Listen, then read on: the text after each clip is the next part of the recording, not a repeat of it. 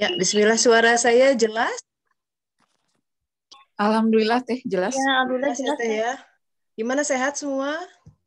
Alhamdulillah, salam Alhamdulillah sunnah Teh Tessa sehat. Alhamdulillah. Alhamdulillah Nah, baik, saya nih Teh. tadi agak Pamit. apa namanya, sekeluarga kena flu. Alergi. Bukan, jadi awalnya Rumi, nyeri tenggorokan. Kayaknya ada virus. Aku sakit tenggorokan. Udah gitu, dia kena, suami kena. Jadi kemungkinan kita mau dites aja, mumpung karena lagi pandemi sih ya, orang pada takut. Nah, sehubungan dengan itu, betul. Mama mau masak situ. Ayo, ada. Nah, sehubungan dengan itu, karena ini kondisinya lagi tidak normal, ini si Elia ini lagi dikirim ke sekolah, udah 2 hari nggak masuk, tapi saya uji coba di sekolah. Cuma barusan gurunya telepon, ini anak masih agak block nose katanya, jadi kita lihat dulu kalau misalkan tiba-tiba dia bilang, oh ini harus dibawa pulang aja, nah kita harus jeda sekitar 10 menit karena saya harus jemput dia ya. Begitu kondisi Iya hari Teh Tessa, ini. silahkan dibebaskan aja Teh. Iya, jadi ini kita work with the flow, kita menunggu. Jadi selagi masih ada waktu, saya juga nunggu nih, kalau nggak ada telepon kan ya kita lanjut aja.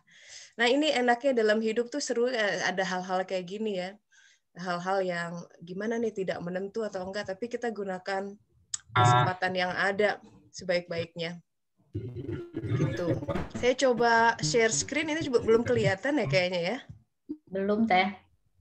Belum. Sebentar. Kalau ini dia. Ini udah kelihatan share screen-nya? Belum Teh, belum. Belum juga? Sekarang sudah. Sudah ya. Oke, jelas. Oke, bismillahirrahmanirrahim.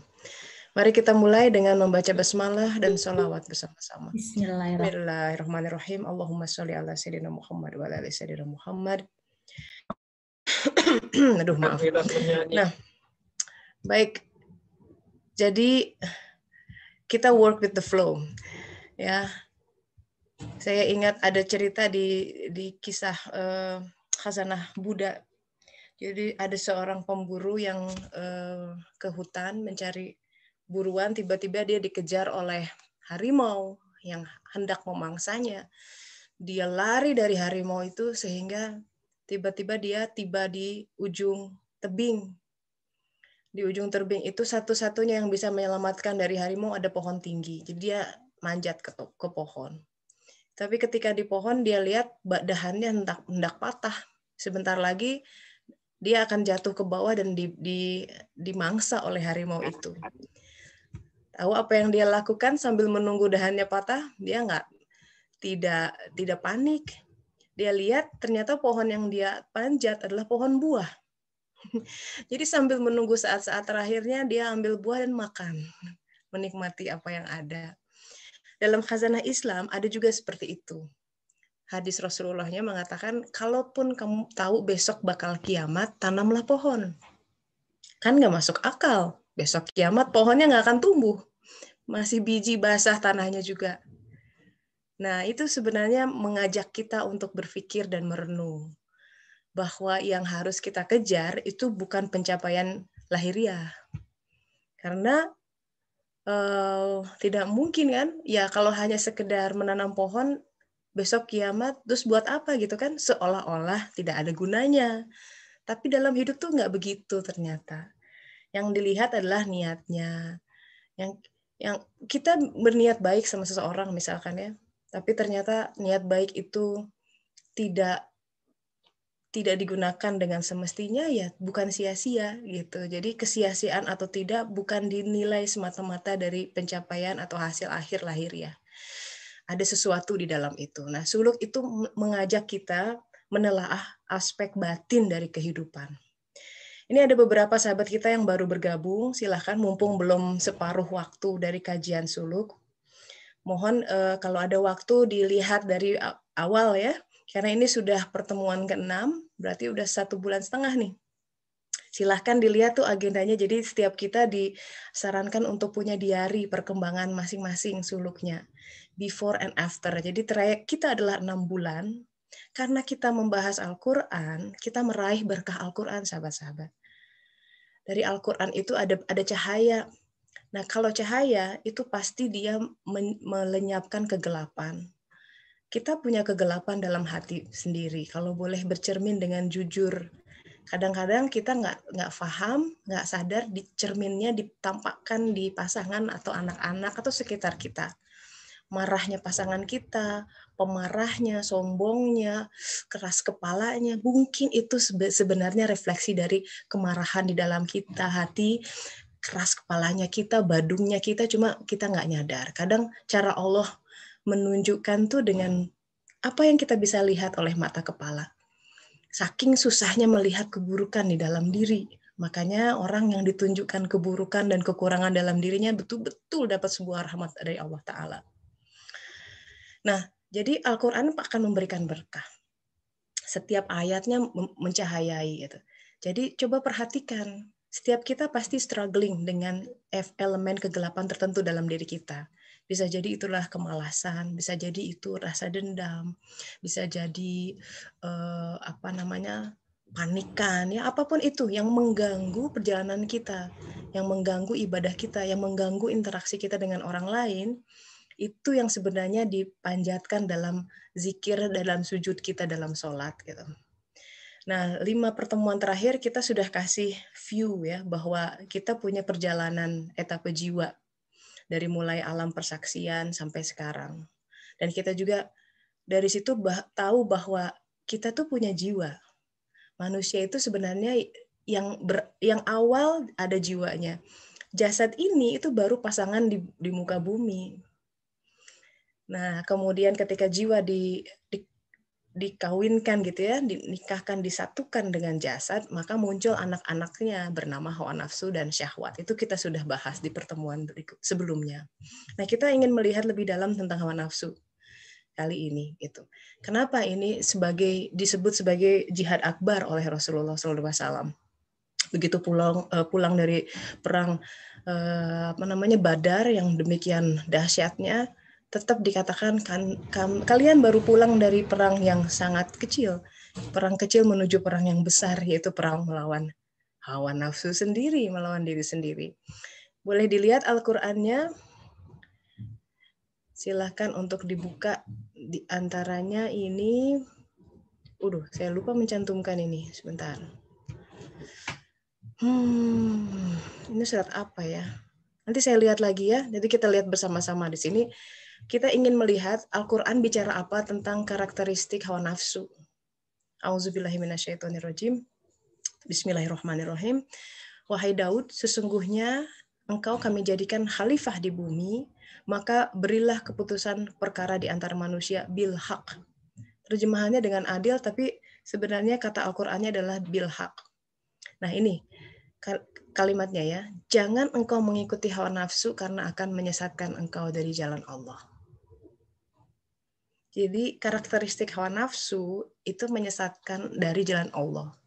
Wajar, logis, bisa dipahami. Kenapa? Karena hawa nafsu itu entitas baru yang terbentuk ketika jiwa dipasangkan dengan jasad di muka bumi, mulai dari alam rahim. Pada anak, hawa nafsu mulai terbentuk rata-rata ketika dia mulai bicara, itu sudah mulai terbentuk egonya gitu ya. Ada marah.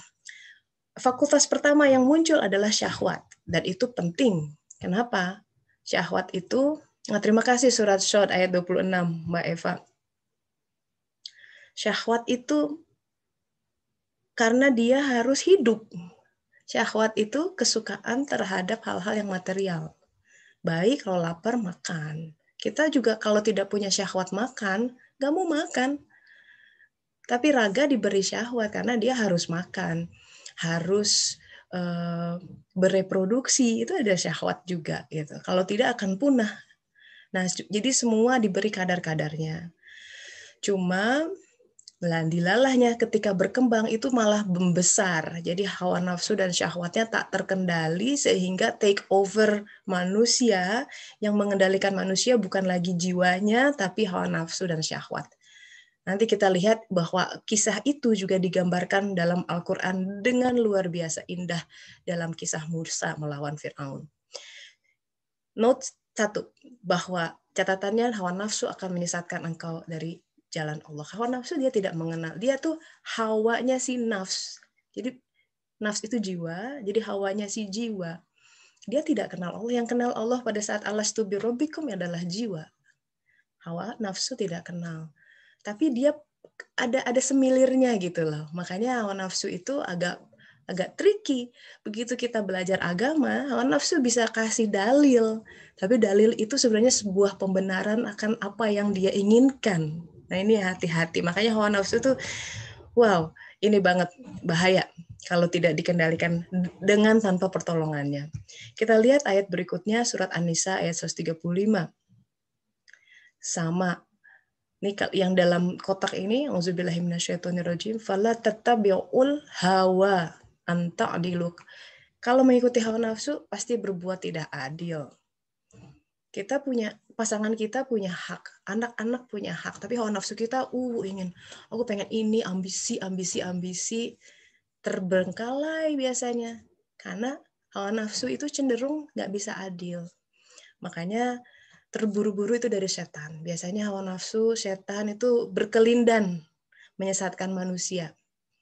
Nah, kata sesat itu ada dalam Al-Fatihah yang kita baca setiap hari. Makanya kita minta doa, ihdinas syiratal mustaqim, tunjukkan kami syiratal mustaqim, jalan yang mustaqim, yang tegak, lurus, yang selalu nyambung dengan Allah Ta'ala.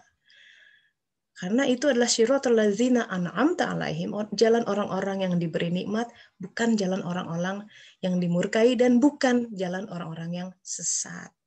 Yang tersesat itu karena tersesat oleh hawa nafsunya. Karena hawa nafsu itu cenderung tidak adil. Adil menempatkan sesuatu sesuai dengan proporsinya pada kadar tertentu. Adil bukan berarti harus rata 50-50. Satu anak 16 tahun, satu anak 2 tahun. Dua-duanya sama dikasih bekal yang sama bukan berarti adil. Karena yang satu belum paham. Nah, adil harus melihat kapasitas dari itu. Nah, kita lanjut dulu. Kemudian ini ada yang indah sekali surat ini. A'udzubillahi minasyaitonirrajim. Surat An-Najm ya. Wan najmi idza hawa. Nah, kata hawa ini diterjemahkan sebagai terbenam. Kemudian di ayat ketiganya wama yang inna huwa illa yuhya gitu. Jadi hawa nafsu itu sesuatu yang membuat potensi jiwa seseorang tenggelam. Kalau dia tidak dikendalikan. Nah, tapi kita akan lihat ya. Satu lagi, ini saya ambil 4 ayat yang sama karena penulisannya persis gitu. Biasanya dalam Al-Quran kalau kita lihat konkordansi, cara penulisan pun kurang 1 alif, lebih 1 harkat, itu menggambarkan sesuatu ya yang spesifik. Ini hebatnya ayat Al-Quran, karena dia bukan sekedar bahasa, tapi ada kode. Di 1 huruf saja nggak ada 1 huruf, kita tahu akan berbeda hasilnya gitu, makna dalamnya. Di surat An-Naziat ayat 40. Adapun orang-orang yang takut kepada kebesaran Tuhannya dan menahan diri dari keinginan hawa nafsunya. Yang dikatakan di sini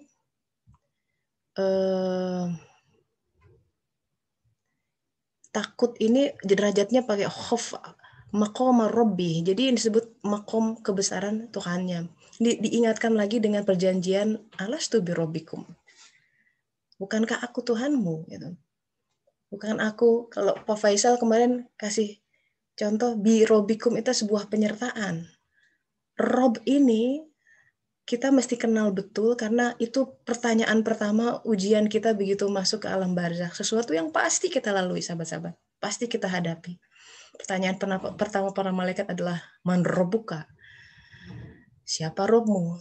Tapi kalau kita selalu menomorduakan Tuhan, Rob kita, dan mendahulukan hawa nafsu, maka lidah akan keluh, tidak akan bisa menjawab itu. Gitu. Nah, jadi kita tahu dari beberapa ayat itu bahwa karakteristik hawa nafsu adalah menyesatkan manusia, ya, menyesatkan dari Shirathul Mustaqim. Hawa nafsu adalah cenderung tidak adil. Pada intinya hawa nafsu kemudian akan menyesatkan kita dari kebahagiaan yang hakiki. Kemudian manusia akan berlomba-lomba dan salah persepsi antara pleasure dengan happiness, ya kan? Dia pikir itu happiness padahal itu pleasure. Pleasure itu semua hal yang berkaitan dengan kebahagiaan materialistik. Jadi manusia banyak yang seperti mengejar fata morgana. Dari jauh dia pikir ada oase, begitu datang nggak ada, ternyata cuman ilusi. Terus dia lihat lagi di jarak jauh, dia datang lagi ke sana, nggak ada. Sepanjang hidupnya manusia hanya mengejar dari satu fata morgana ke fata morgana yang lain. Dia pikir, oh kalau aku sudah menikah, aku akan bahagia. Begitu menikah, cekcok. Oh mungkin kalau udah punya anak, bahagia. Begitu punya anak, ribut. Oh mungkin ini, mungkin itu terus. Oh mungkin kalau udah pindah rumah. Oh mungkin kalau udah punya ini. Oh mungkin kalau kita sudah mencapai karir, terus aja begitu. Tidak akan pernah selesai. Karena dia menautkan kebahagiaan kepada pencapaian-pencapaian fisik yang sangat terbatas dan tiap orang punya kadarnya. 120 hari itu ada di kadar, rezeki kamu begini-begini. Kalau kadar rezekinya seember, nggak mungkin mau ngejar segimanapun dia dapat satu danau. Ada orang yang mudah aja dapat rezeki sedanau gitu. Masalahnya bukan itu. Sama seperti di pembukaan ketika kita bilang, besok mau kiamat, tanam pohon, nggak masuk akal kan. Nah, jadi ada yang harus digali dalam kehidupan ini. Ini menggelitik kita, karena kalau kita mengaitkan kesuksesan hanya pada pangkat, aduh kasihan dong, di organisasi itu yang menduduki CEO tuh cuma satu. Ya, top manager paling 10%. Terus gimana yang lain, yang staff, yang OB gitu ya, yang satpam. Masa dibilang nggak sukses? Kayaknya nggak gitu ya. Hidup.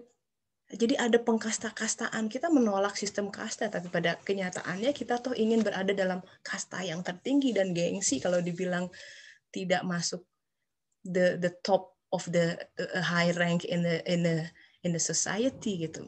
Something's wrong dalam cara kita memandang kehidupan. Dengannya kita menjadi pontang-panting, memaksakan diri, mengikuti rat race of life yang nggak akan, you can never win. Rasulullah bilang manusia itu ya dikasih satu bukit emas, minta bukit lainnya terus sampai mulutnya penuh sama tanah baru berhenti. Apa artinya? Sampai dia dikubur mati baru selesai. Kalau itu hanya menuruti hawa nafsu dan syahwat, nauzubillah min dzalik. So what is this life is all about? Nah, itu yang kita coba bongkar bersama-sama. Kita mesti ganti nih cara pandang kita kehidupan supaya kita tidak nelongso. Sedih banget ya kalau manusia itu nelongso dengan takdir. Padahal setiap nafas it's like wow, gak ada pemberian. Kita nggak bisa punya kemampuan hanya untuk mensyukuri satu nafas dalam satu detik pun. And then kita punya udah berapa tahun dipinjami kehidupan ini. And yet we still complain about things. Padahal yang Allah inginkan kita be happy.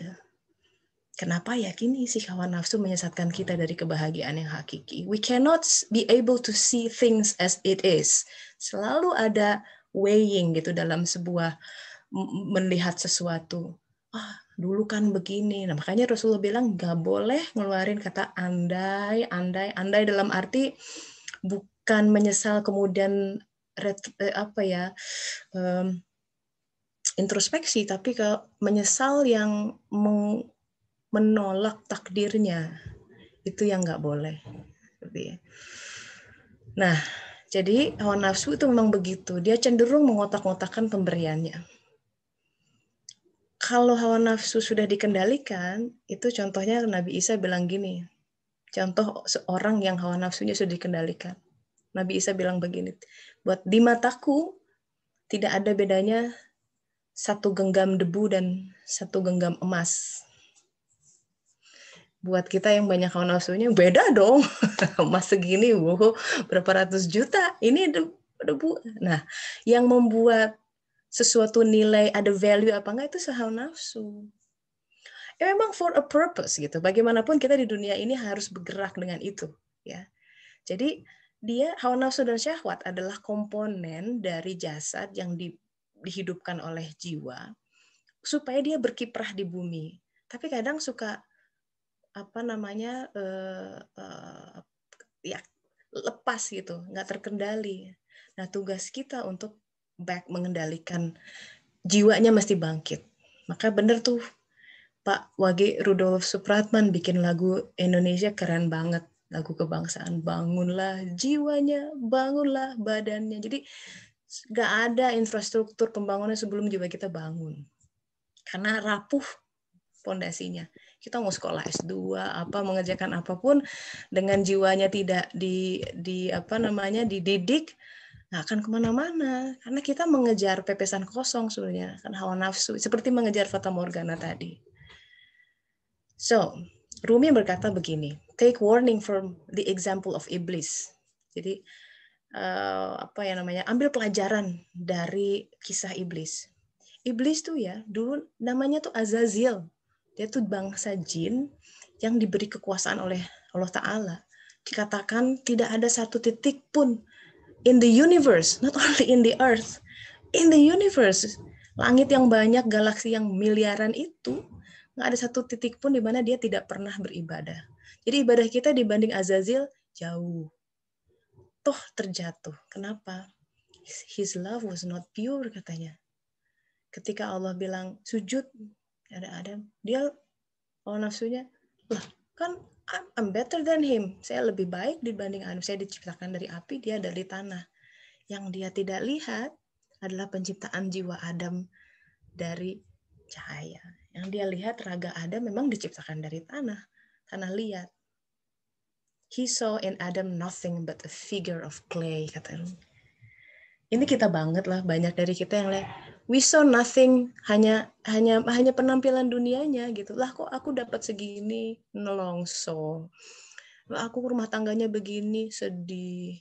Lah aku karirnya begini, manyun gitu ya. Jadi nggak happy orang tuh, aduh kasihan banget. Nah agama tuh yang membawa good news. Hey come on, cheer up.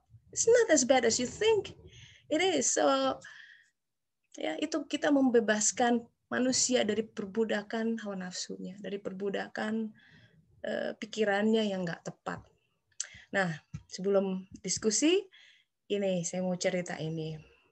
Hawa nafsu sama jiwa itu dalam Quran dikisahkan dengan simbolik indah sekali. Kisah Nabi Musa dan Fir'aun. Sahabat-sahabat, nama Musa alaihissalam itu nabi yang paling banyak disebut di Al-Quran. Coba dicek. Karena penggal hidupnya itu menggambarkan suluk banget nih. Seseorang yang dilahirkan ke bumi sampai nanti bertemu mengalahkan hawa nafsunya. Jadi ini Ramses II kalau nggak salah ya, Merneptah. He grow up together sama Musa. Ini saya kasih, kalau sempat nonton Prince of Egypt tuh bagus banget film Disney, lagunya kan terkenal tuh, Mariah Carey sama Whitney Houston. When you believe, somehow you will, gitu. Nah, Musa itu, ini yang menarik ya, lahir dikala bapaknya Fir'aun yang ini tuh dapat mimpi bahwa akan ada bayi dari Bani Israel yang akan topple him down, akan menggulingkan kekuasaannya. Paniklah. Bayinya laki-laki, maka keluar dekret semua bayi laki-laki harus dibunuh. Ngeri. Itu lambang tuh, lambang akal dibunuh. Mulai diberangus. Nah, ibunya Musa menerima wahyu, petunjuk dari Allah Ta'ala. Masukkan bayimu ke dalam keranjang, alirkan ke sungai. Nah, kakaknya Musa namanya Miriam, dia overseeing semua proses itu. Dia ikuti. This little brother masih bayi merah, masih lucu, sedih. Coba bayangkan kita jadi ibunya Musa. Sedih, tapi kalau disimpan dia bakal diambil sama tentara Firaun dan disembelih. Ya udah, bismillah aja. Nah itu ya dalam hidup, contoh ngalir aja. Allah yang mengendalikan air tuh Allah gitu. Dilalah aliran sungai itu masuk ke kerajaannya Firaun. Jadi kan kerajaannya besar, ada satu muara yang ada aliran sungainya. Nah, Musa sama Fir'aun itu tumbuh bareng seusia, makanya mereka teman main banget. Sampai suatu ketika ada suatu tragedi dalam kehidupan. Jadi Musa waktu itu membela seseorang. Dia pukul orang itu.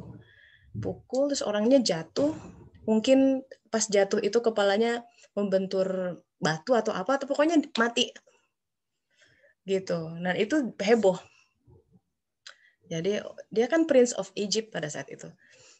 Nah, tapi yang menarik sebelum itu tuh sudah mulai ada kegelisahan di dalam hati Musa. Ini Musa yang menjelang dewasa ya. Karena dia tahu sebenarnya dia bukan berasal dari kerajaan itu.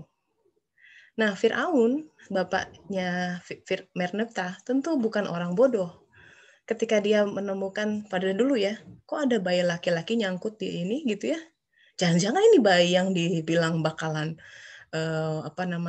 menggulingkan kekuasaanku. Dia juga nggak bodoh. Dia kemudian menguji, ini kalau anak ini anak spesial, dia akan punya keajaiban. Jadi waktu itu dikatakan dalam sejarah bayi Musa itu ditawari ada dua piring, yang satu berisi batu bara, yang satu buah-buahan yang warnanya mirip dengan batu bara. Nah, kata Fir'aun, kalau anak ini the blessed child, someone yang diramalkan bisa benar-benar maju, dia akan memilih ini buah, karena akan diselamatkan.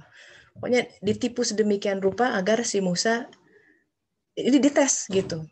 Dan memang si bayi Musa mau ngambil si buah itu, tapi ada malaikat yang ngegeser sampai dia ngambil yang panas, dan oleh karena itu lidahnya luka.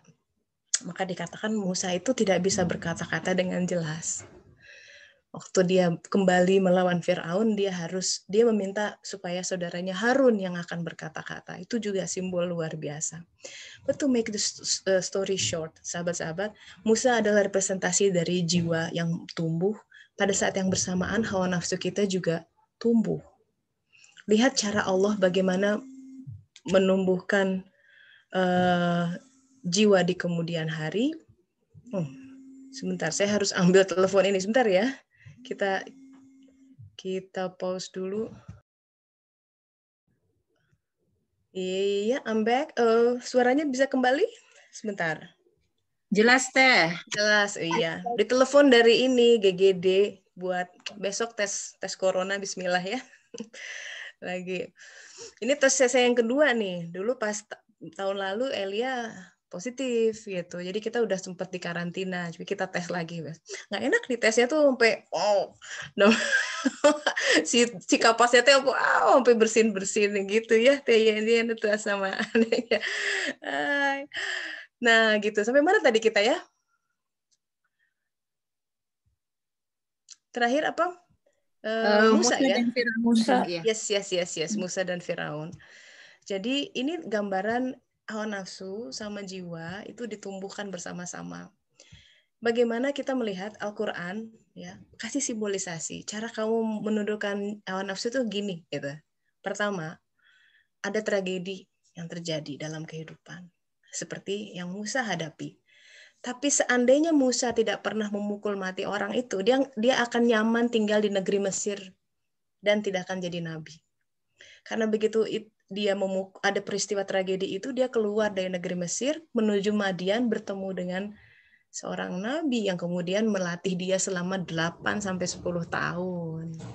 Nah, biasanya ini kita punya kemudian timeline dari Al-Qur'an. 8-10 tahun. Karena kita punya doa 40 tahun ya, sahabat-sahabat. Ini memberikan kita perspektif. Jadi kira-kira usia kita 30-an tahun, itu biasanya ada tragedi kehidupan.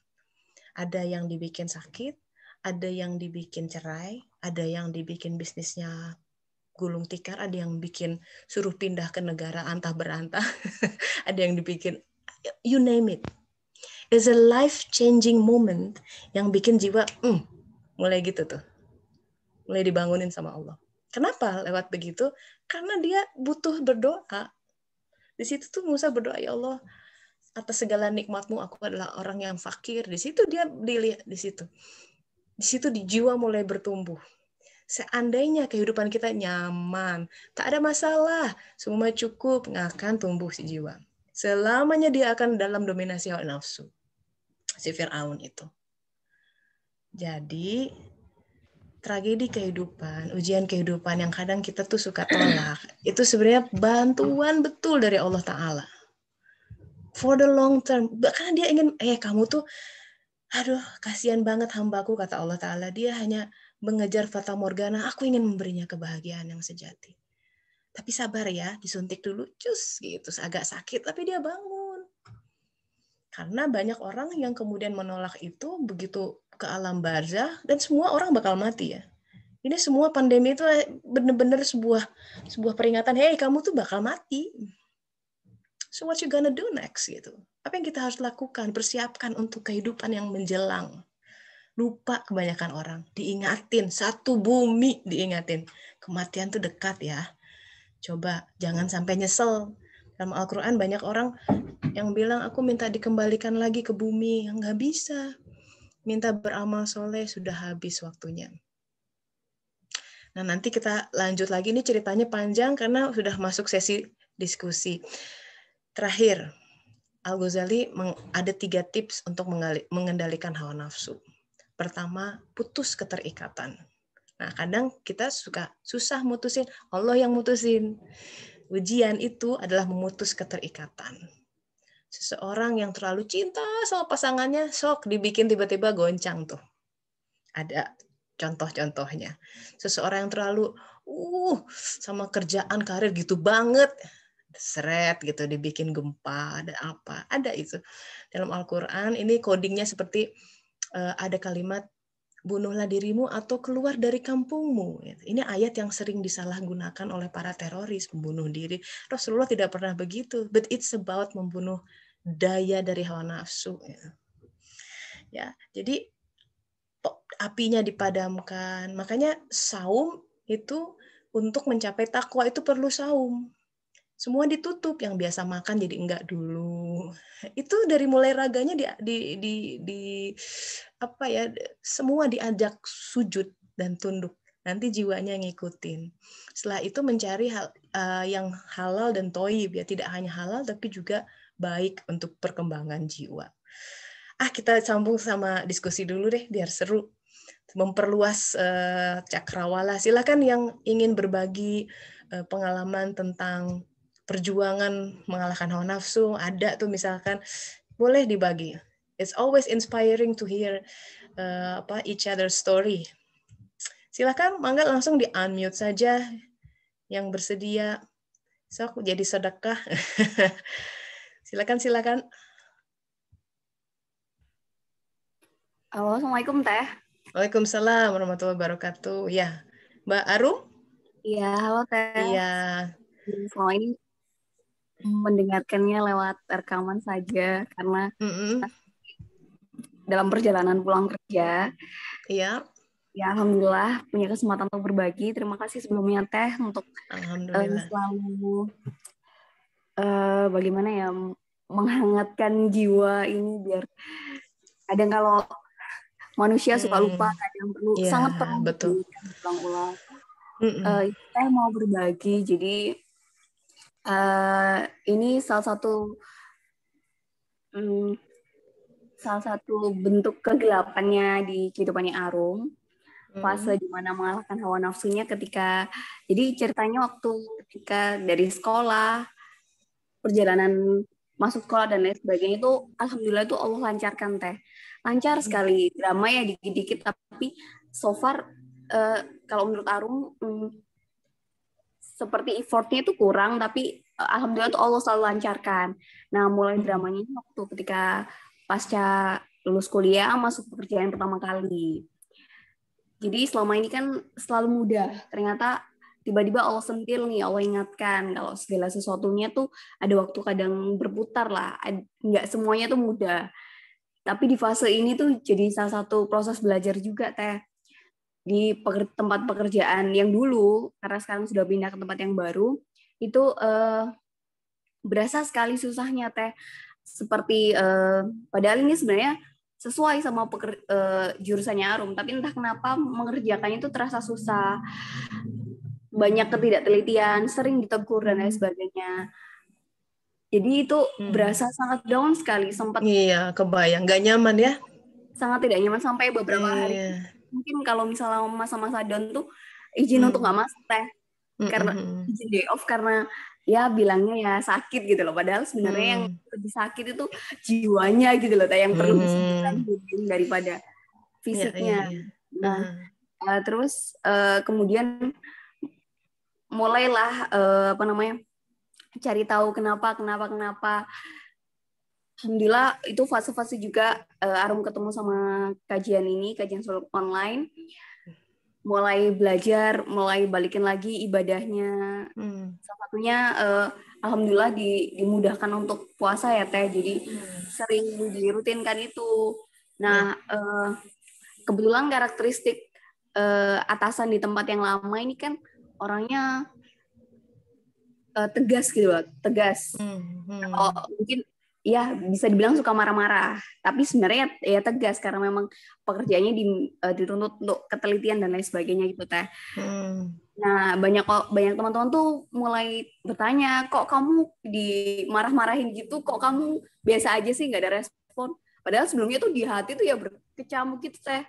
Tapi karena mulai tahu kalau ini fase-fase Allah pengen ngelatih biar kamu nggak merasa tinggi terus, kamu nggak merasa bisa terus, jadi kayak turunkan perlahan, nggak boleh marah. Kelihatannya mungkin jadi teman-teman kelihatannya tuh kayak berasa nggak marah aja Teh, nggak kayak sabar gitu ya, walaupun dalamnya tuh bergemuruh, tapi perlahan tuh lama kelamaan malah yang nggak kerasa sama sekali. Bukan berarti ini ya nggak peduli kalau dimarahin ya, tapi lebih ke arah oke, ini lagi disentil nih sama Allah, apa nih yang kurang kayak gitu, penerimaannya jadi berbeda gitu Teh. Iya betul, alhamdulillah. Terus setelah mengubah ibadah ya, memperbaiki hubungan sama Allah Ta'ala, yang berubah apa tuh? Ya itu tadi ya, kalau misalkan ada kejadian sesuatu tuh dicari tahu dulu itu Teh, ini kenapa ya, bukan menyalahkan orangnya, maksudnya bukan menyalahkan misalnya, aduh aku dimarahin ini karena nanan, walaupun sebenarnya kalau dicari-cari itu pasti ada kan Teh, bisa nyalain orang lain, toh dia juga kayak gini dan sebagainya, tapi apa gunanya gitu loh buat kita, itu malah membuat hidup nggak selesai gitu loh itu. Tapi apa lebih semangat kerja atau kan kemarin sempat down tuh, sekarang bagaimana? Lebih menerima, lebih setiap hari, bahkan Teh kalau misalkan untuk menyiapkan amunisi ketenangan seminggu ke depan tuh, kalau setiap minggu malam tuh Arum tuh dengerin ulang kajiannya Teh Tessa tuh, jadi di YouTube tuh berkali-kali didengerin untuk amunisi, diingetin lagi untuk lebih tenang, lebih sabar, lebih tahu kalau misalkan setiap detik kita tuh ada tujuannya hidup di dunia ini, segala sesuatu pasti ada alasannya. Jadi kita harus sebaik mungkin lah memberikan yang sebaik mungkin yang kita bisa gitu Teh. Alhamdulillah. Saya ada tips lagi tuh untuk biar dapat kekuatan. Tips dari Rasulullah, dari Al-Quran untuk mendapatkan sultan dan nasyiro, kekuatan ya, yaitu di sepertiga malam terakhir. Saat tahajud ya. Kalaupun lagi haid, bangun aja. Pasang ini zikir. Itu hadisnya banyak ya. Hadisnya masyhur, Allah turun ke bumi, siapa yang mau minta akan kukabulkan gitu. Itu momen, jadi secara ritme tubuh itu banyak orang tertidur, kita bangun. Nah, itu kita stand out banget gitu.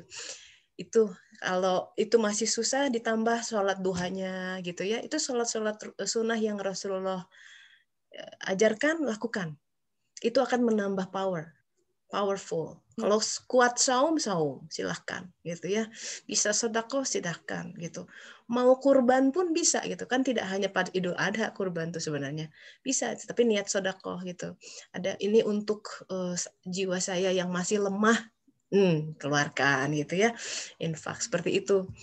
Jadi makasih Mbak Arum sudah berbagi. Memang ini salah satu hal yang klasik ya. Ketika seseorang jiwanya bangun, dia akan mulai kecewa dengan kondisi sekitarnya. Wajar, karena jiwa bangun, loh kok gini sekitar gitu ya. Kemudian banyak orang yang terburu-buru ngambil keputusan. Misalkan saya mau ibadah nih, tapi suami saya nggak mendukung. Udah cerai aja ya, nggak bisa begitu. Ada suatu kisah misalkan, jadi ada seorang guru, bapak-bapak nih datang, guru saya ingin berguru pada bapak, saya ingin tinggal di sini mengabdi padamu.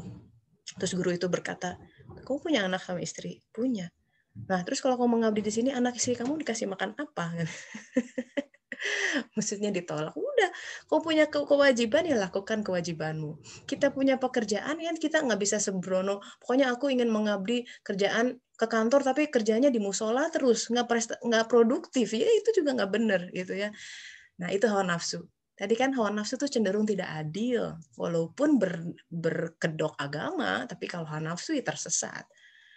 Yang namanya amanah ya harus dikerjakan. Namanya ibu yang ngurusin anak, wayahna gitu ya. Jadi harus kadang kalau anak sakit juga ya sholat sambil gendong anak itu nggak apa-apa gitu ya. Jadi kan kita kan hawa nafsu bilang, aduh enaknya kalau aku kembali seperti, nah itu hawa nafsu lagi. Jadi kita mesti punya kemampuan untuk work with the flow. Ya, kadang pengennya sholat tepat waktu atau apa, ada niat, cuma apa daya si anak sakit, misalkan muntah harus beresin dulu kan nggak mungkin. Aduh, sorry ini ya. Jadi ada hal-hal yang kita, nah itu dilatih dalam keseharian. Bagaimana kita tuh elegan dan luwes dalam karena itu di takwa ya, tergantung takwa.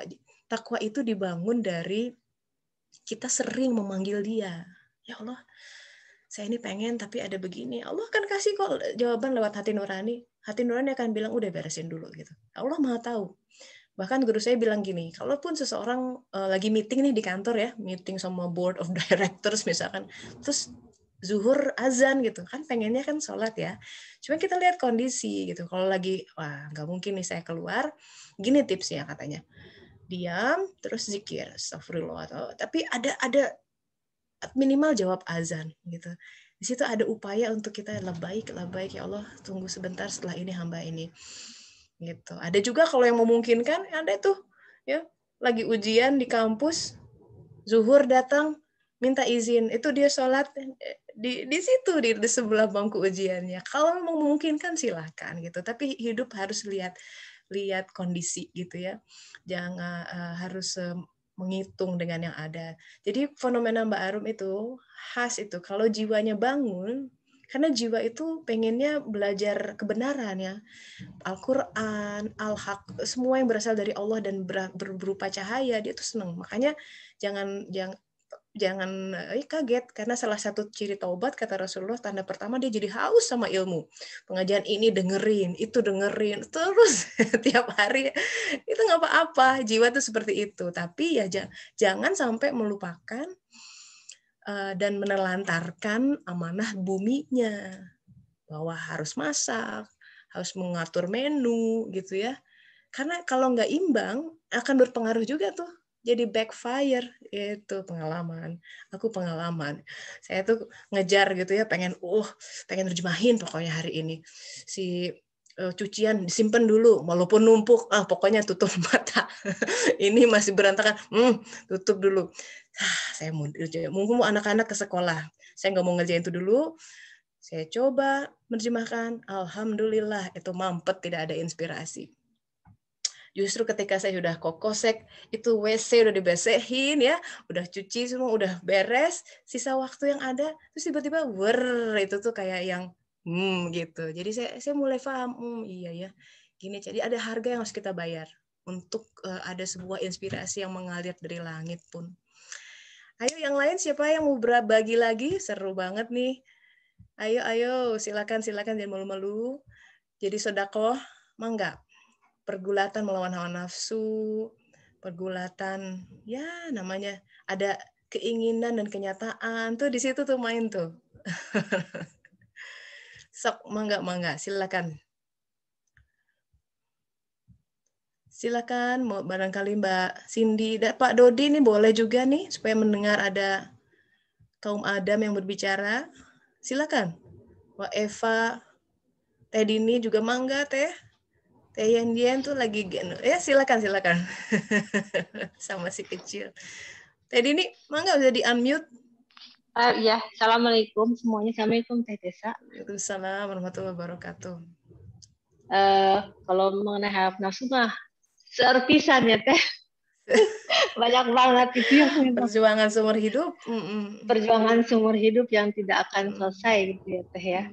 Kalau saya mungkin ya Teh lebih kepada mungkin lebih kepada karir kali ya. Tapi mungkin itu juga karena apa ya, tuntutan dari orang tua Teh. Jadi mungkin suatu kebanggaan ya buat orang tua kalau anaknya tuh mungkin kalaupun di luar negeri tapi nggak ngapa-ngapain rasanya Teh kumaha gitu kali mungkin buat orang tua ya Teh ya gitu. Jadi saya tuh kayak dikejar untuk membuktikan sesuatu gitu.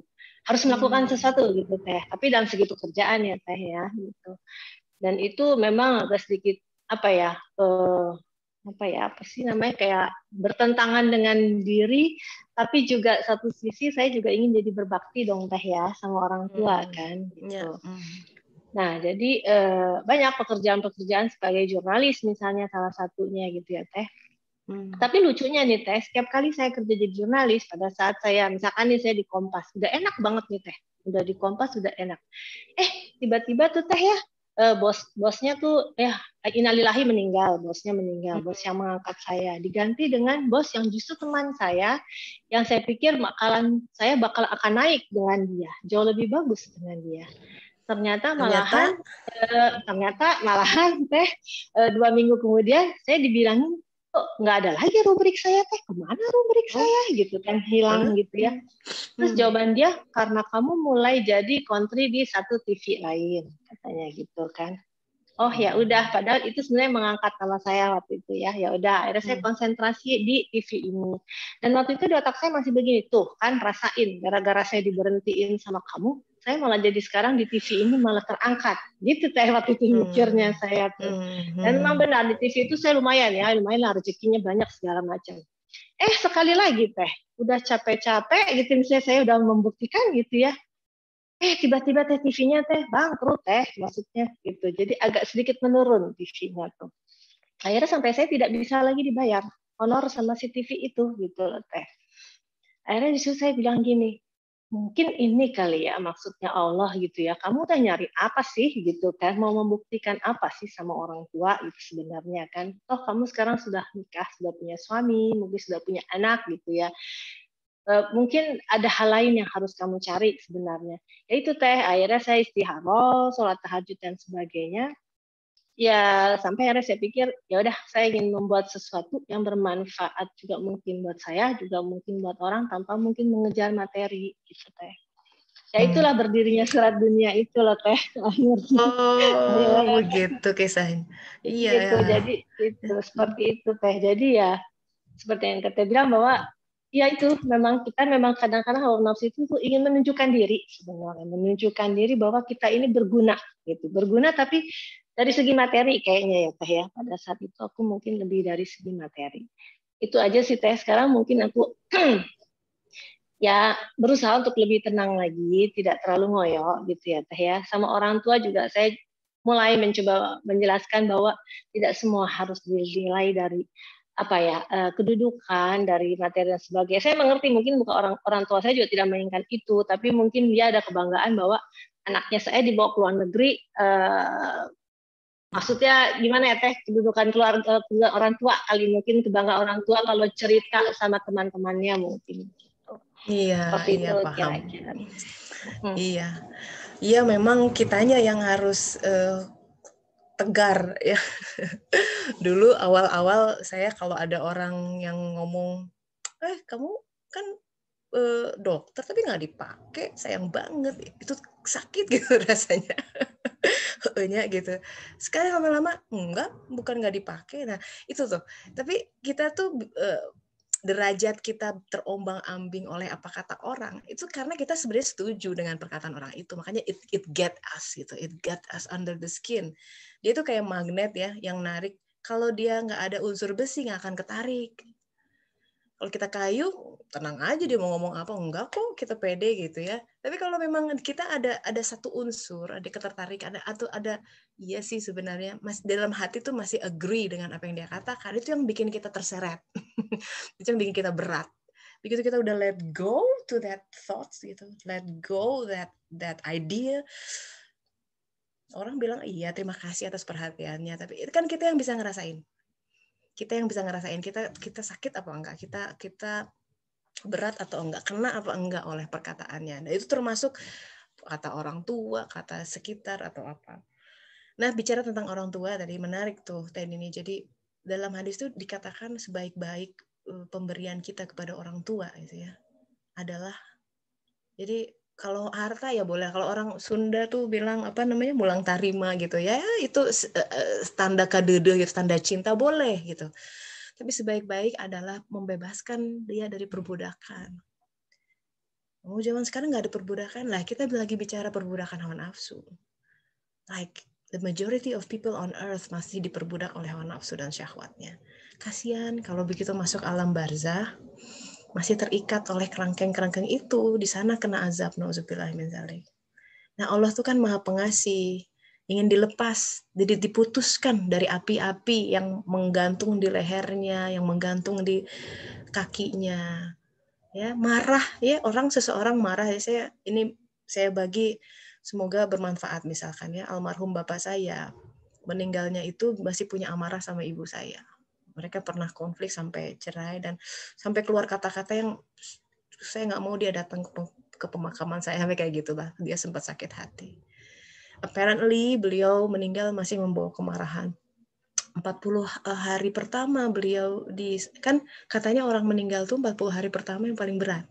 Karena dia harus adjust dengan alam yang baru, makanya kita yasinan, didoain gitu ya. Terus saya mimpi di saat-saat itu, almarhum ayah saya datang dan mengeluh, saya tanya, aduh sakit. Jadi di pinggang kanannya, daerah ginjal itu saya tahu, di kanan belakang ada bara segede gumpalan ini nempel gitu. Aduh, kebayang kita kena bara sedikit aja udah langsung ambil kan. Ini tenggelam, terbenam di dalam itu. Saya jadi ingat beliau itu beberapa tahun terakhir terkena batu ginjal, ya nyambung banget tuh. Oh, jadi ada batu-batu di dalam ginjalnya. Itu kalau beliau buang air kecil tuh suka kesakitan banget.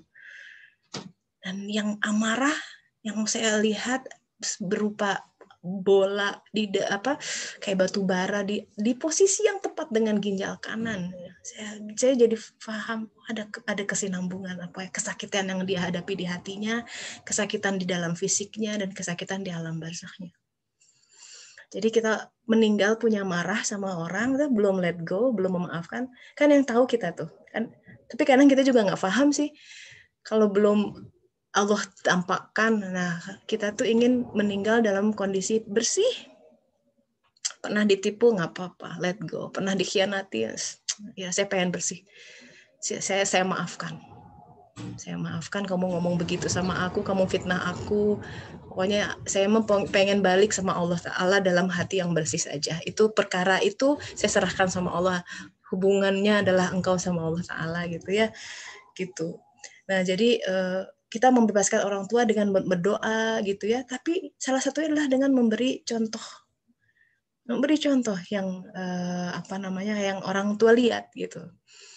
Nah, salah satunya sekali lagi pengalaman gitu ya, yang bikin mama saya mulai mau ngaji itu, katanya kok lihat Mbak Aja kok kayaknya tenang banget gitu. Jadi beliau melihat waktu saya menghadapi bapak saya yang tiba-tiba kena stroke di depan kami tuh, stroke tiba-tiba kejang, jadi perdarahan di otak.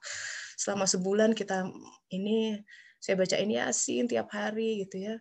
Sampai akhirnya beliau berpulang 1 bulan kemudian. Ibu saya melihat ketenangan gitu.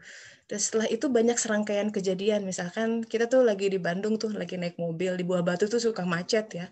Saya lagi nyetir di perempatan itu, menjelang maghrib udah mulai gelap. Pas lagi maju pelan-pelan, tiba-tiba duak di belakang, ditubruk sama mobil lain. Sampai, jadi mobil saya kayak SUV, di belakangnya ada ban gitu ya, penyok si ban. Terus saya turun, saya tanya sama mbaknya, Mbak nggak apa-apa, saya perempuan, dia udah minta maaf, maaf. Mama saya yang sewa, ganti rugi, bawa. Saya bilang udahlah. Terus semua dia juga nggak bawa uang, cuma 100.000 katanya. Dia ini mama saya minta diperkarakan, tapi saya bilang udahlah, semua ini namanya juga lagi ujian, lagi ya kecelakaan. Bengong lah ibu saya di situ, kok gitu ya, kok gampang sekali. Dari situ dulu diajak pengajian nggak mau, gitu dia lihat ini anak saya diajarin ngaji apa sih kan. Jadi mulai mau ngaji. Dan setelah itu berubah banyak, alhamdulillah. Jadi bukan saya, memang dia, ya Allah aja yang. So the best thing untuk mengajak orang adalah kita harus menjadi bukti dari kemuliaan ajaran Islam ini sendiri. Jadi dakwah bilhal itu yang paling berharga, terutama kita mau mengajak anak kita, pasangan kita gitu. Yang pertama harus kita fokuskan adalah ya kita ubah diri sendiri. Kurangi marahnya, kurangi malesnya, kurangi ngeluhnya, kurangi kebodohan diri yang membuat kita menjadi kemudian sendu terhadap melihat masa lalu, masa depan, dan masa sekarang gitu. All in all, Allah tuh ingin kita tuh jadi happy sebenarnya. Nah, apa yang block us from happiness? Salah satunya adalah hawa nafsu. Kita belajar hari ini. Gitu sahabat-sahabat, insya Allah minggu depan kita lanjut lagi dengan penelaahan lain tentang hawa nafsu dan syahwat dan yang berkaitan dengan itu. Semoga bermanfaat. Kita tutup dengan hamdalah dan doa akhir majelis. Alhamdulillahirabbil alamin. Subhanaka Allahumma wa bihamdika asyhadu an la ilaha illa anta astaghfiruka wa atubu ilaik. Alhamdulillahirabbil alamin. Terima kasih buat sharingnya dan kehadiran. Semoga bermanfaat. Semoga sehat-sehat semua ya Teh. Amin. Insya Allah mohon doanya. Amin. Terima kasih. Terima kasih. Jazakillah khair, Tes. Makasih Mbak. Assalamualaikum, makasih Teteh. Assalamualaikum warahmatullahi wabarakatuh. Maaf lahir batin.